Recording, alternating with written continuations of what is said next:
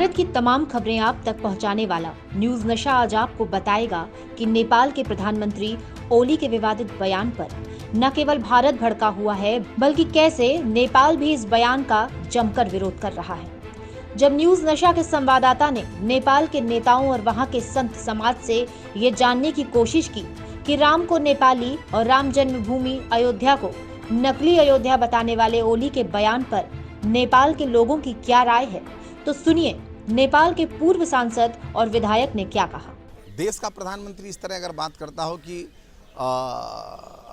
अयोध्या नेपाल का है, बात कहना, ये तो मुझे लगता है विचलित मानसिकता और ये टंग स्लिप है तो ठीक है, लेकिन इस तरह का बयानबाजी करना और खुद को सत्ता में सुरक्षित रखने के लिए इस तरह जनता को गुमराह करना, मुझे लगता है 21वीं शताब्दी में, इस 21st सेंचुरी में वो संभव नहीं है। और ये कहकर वो लंबे समय तक राजनीति में टिके रहेंगे, इस तरह का कहने का मतलब जनता को गलत रास्ते दिखाना। लेकिन जनता 21वीं शताब्दी की काफ़ी जागरूक है और वो जनता इनके कहने से ये चीज़ मानना और इनके पीछे लगना अब मुझे लगता है वो संभव नहीं है। और ये कौन से होते हैं ये कहने वाले कि मतलब उस समय का इन्हीं को पूरा ज्ञान है उस इतिहास का। इतिहास तो विश्व में बहुत लोग जानते हैं, मर्यादा पुरुषोत्तम श्री रामचंद्र जी को विश्व मानता है और विश्व के वो हैं, लेकिन वो जन्मस्थली हमारी है वो क्लेम करना, ये मुझे लगता है ये जो भी बयानबाजी है ये जनता इनके विपक्ष में है इसमें, और जनता इनके पक्ष में खड़ा नहीं होगा। नेपाल के प्रधानमंत्री ओली जी को भारत और नेपाल के इतिहास और भूगोल का ज्ञान नहीं है।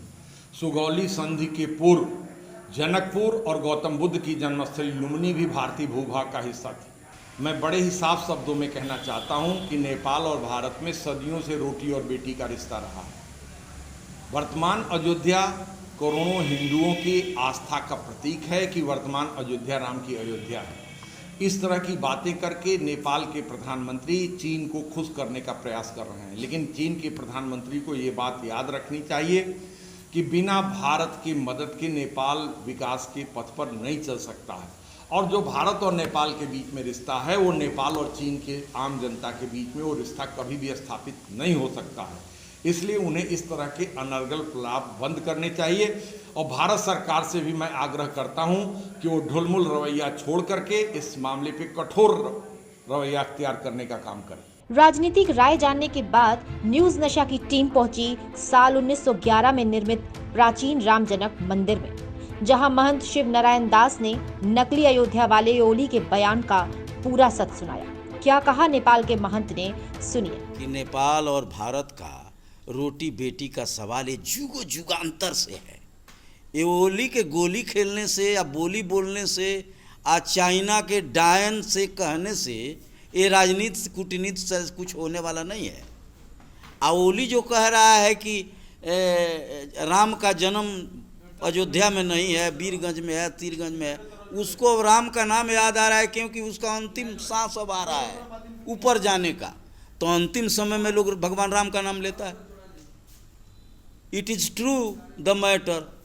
नेपाल में किसकी साजिश मान रहे हैं आप? वही डाइन है, एक चाइना की राजदूत, वही सबको डस रही है, सारे नेताओं को अलग अलग बुलाकर डस रही है और पूरे नेपाल के राजनीति को कूटनीति में बना करके नेपाल को बर्बाद करना चाहती है। तो देखा आपने किस तरह नेपाल के प्रधानमंत्री ओली अपने बेतुके बयान पर अपनों के बीच भी घिरते जा रहे हैं। जरा सोचिए, अगर नेपाल में ओली के बयान पर इतना आक्रोश है तो भारत के दिल में बसने वाले भगवान राम पर दिए इस विवादित बयान के कारण भारत में कितना आक्रोश होगा, जिसमें न्यूज नशा आपको बताएगा कि श्री राम पर दिए नेपाल के प्रधानमंत्री ओली के बयान से अयोध्या के साधु संतों में कितना गुस्सा है। और आप हमसे जुड़े रहने के लिए सब्सक्राइब करें YouTube पर, फॉलो करें Twitter पर और लाइक करें Facebook पर। और ज्यादा जानकारी के लिए न्यूज नशा की वेबसाइट पर जाएं। आपको टाइप करना होगा सिर्फ न्यूज नशा।